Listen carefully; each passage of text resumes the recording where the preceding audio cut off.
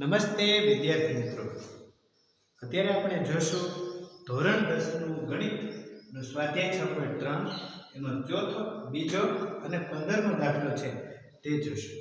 વિદ્યાર્થી મિત્રો, બીજા નંબરના દાખલાની અંદર આકૃતિ ઓડીસી આકૃતિની અંદર જો આ ઓડીસી એટલે આ ત્રિકોણ છે તે અને ઓબી એ સમરૂપ છે. એ નિશાની શું આપી સમરૂપ? બીઓસી એટલે BOC આ 105 અંશ આપે છે. 105 અંશ છે, આ છે 70 અંશ. CDO એટલે ડી ખૂણો છે તે 70 અંશ છે. હોય તો સાબિત તો આપણે મેળવવાનું છે DOC. એટલે DOC આ એક મેળવવાનું છે, પછી DCO મેળવવાનું એટલે આ મેળવવાનું છે DCO, પછી OAB મેળવવાનું છે. વિદ્યાર્થી મિત્રો, પહેલા મેળવવાનું છે DOC.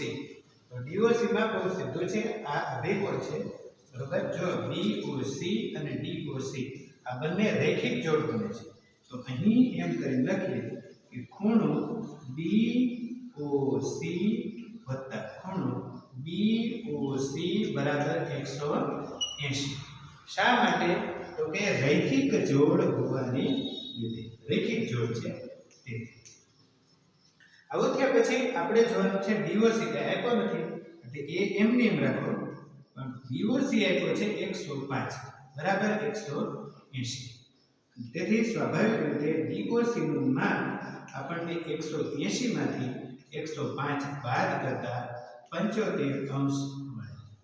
DOC આપણને શું મળ્યું? 75 અંશ મળ્યું. વિદ્યાર્થી મિત્રો, ત્યારબાદ આપણને DCO મળ્યું. DCO આ બરોબર. તો ત્રિકોણ છે, જો આ ખૂણો જો DOC નામનો આ જે ત્રિકોણ છે જો એ ત્રિકોણ DOC માટે DCO CDO અને DOC ત્રિકોણના ત્રણેય ખૂણાનો સરવાળો 180 થાય તે મુજબ આપણે લઈએ. DCO એટલે આ ખૂણો, CDO એટલે આ ખૂણો અને DOC એટલે આ ખૂણો, ત્રણેયનો સરવાળો છે 180 થાય. BCO તો આપ્યું નથી એટલે DCO એમની રાખો. DCO બરાબર વત્તા CDO શું આપ્યું છે? 70 આપ્યું છે એટલે એ 70. આ DOC આપણે મેળવી રહ્યા છીએ 75, તો એ 75 બરાબર 180. બાળકો 70 અને 75 145 થાય. DCO આપણને 180 માંથી 145 બાદ કરતા જવાબ મળે 35. તેથી DCO નું માપ આપણને 35 અંશ મળ્યું. વિદ્યાર્થી મિત્રો, હવે આપણને મળ્યું છે OAB. જો સમપ્રમાણતા ODC અને OBA આ બંને સરખા છે, C ખૂણો અને A ખૂણો સરખા છે. હવે એ કરીને લખીએ કે ખૂણો C સમરૂપ ખૂણો A સમરૂપતાના આધારે છે. સમરૂપતાના આધારે C એટલે શું? તો કે DCO એ કહી શકો કે ભાઈ ખૂણો DCO અને એકરૂપ ખૂણો DCO લખ્યો તો BAO એટલે OAB પણ કહી શકો.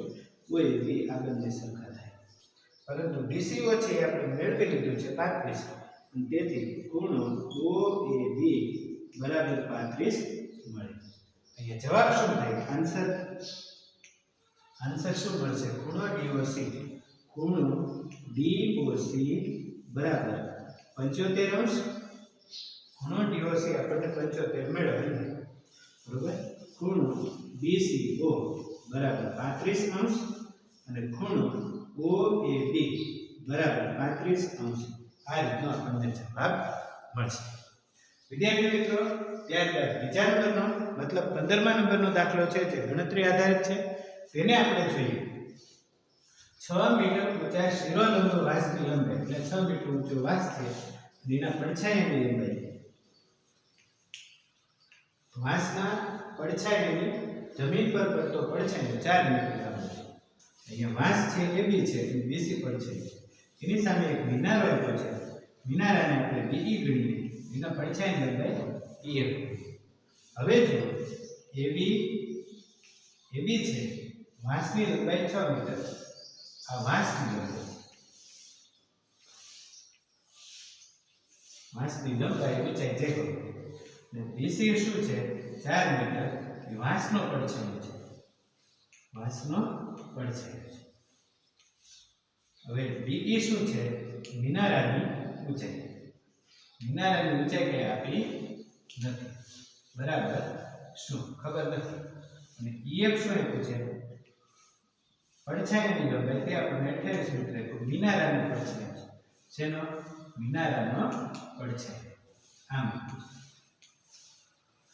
4 વસ્તુ છે AB BC DE અને EF એમાં AB આપણને 6 આપ્યું છે આ 4 આપ્યું છે આ નથી આપ્યું આ 28 મીટર છે હવે આપણે જાણવાનું શું છે મિનારાની ઊંચાઈ જાણવાની છે સમરૂપતાના આધારે કાપ બાજુની અથવા બે બાજુઓ એનો વચ્ચે ખૂણો તો બાકુબા મુજબ આ એકરૂપતા થાય બરોબર છે ત્રિકોણ ABC સમરૂપતા થાય એટલે BEF આમ સમરૂપ થાય છે અને બાકુબા મુજબ સમરૂપ થાય છે બાકુબા મુજબ અથવા એવું કંઈ ન લખો તો પણ ચાલે હવે જો AB છેદમાં BC બરાબર વસ્તુ છેદમાં વસ્તુનો પડછાયો અહીંયા પણ વસ્તુ છેદમાં વસ્તુનો પડછાયો એ સરખા એટલે DE છેદમાં EF હવે જો આ 6 છે છેદમાં 4 બરાબર DE છેદમાં EF 28 છે 28 નહીં લઈએ તો DE બરાબર શું થાય 6 ગુણ્યા 28 છેદમાં 4 4 સત્તા 28 તેથી DE બરાબર 6 સત્તા 42 મીટર થાય તેથી આપણને મિનારાની ઊંચાઈ આન્સર તરીકે શું મળશે મિનારાની ઊંચાઈ બરાબર 28 મીટર મળશે વિદ્યાર્થી મિત્રો દાખલા ન સમજાય તો ફરી વખત તે વિડિયો જોજો સાથોસાથ નોટ પેન રાખો અને આ વિડિયો શેર કરવાનું ભૂલશો નહીં નમસ્કાર